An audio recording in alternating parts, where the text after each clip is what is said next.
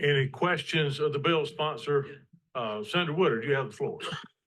Thank you, Mr. Chair. I don't know if I have as much a question about this bill specifically. I know I've had individual conversations with the chairs, so I'd love to hear in the context of this committee what we see as transportation legislation broadly that's going to come forward in this short session.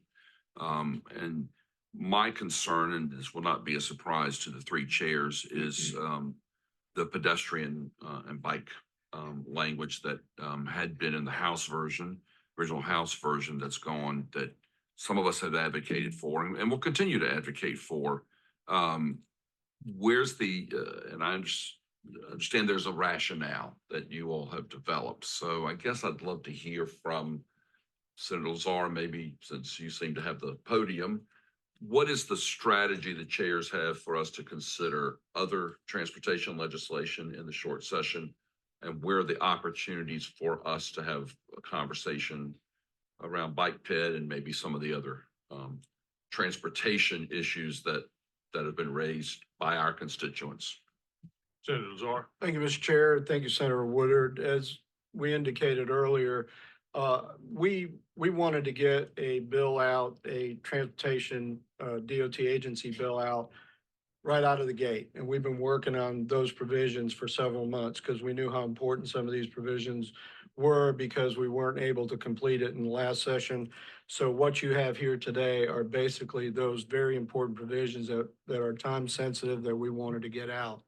As we're passing this very bill today, hopefully, we're already working on what we're going to call another DMV agency bill that will include a lot of the items that were not in here that need a little bit more discussion. So we anticipate having another bill following this particular one that we could include other language, concerns that some may have.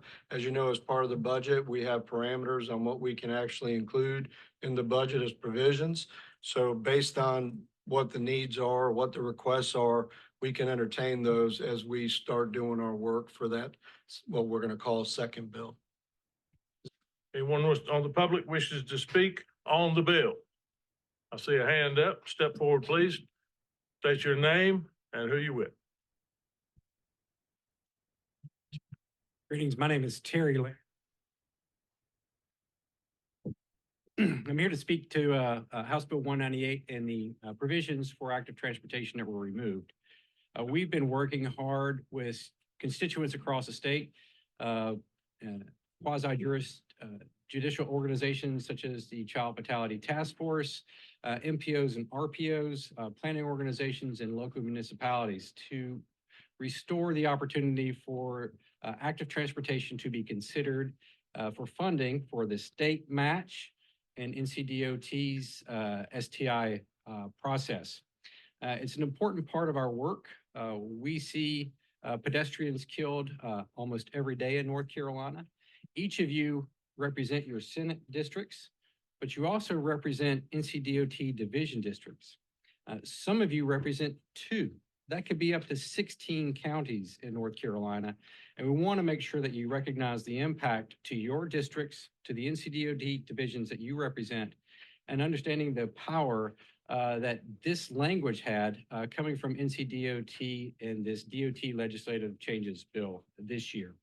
So if there's an opportunity, we want to thank the leadership of the Senate committee. Thank you for the members as well for your care and attention to this issue, and hope that when the next opportunity arises, if it does not arise in House Bill 198, to restore the opportunity for standalone active transportation projects to be eligible for consideration in the STI. Thank you.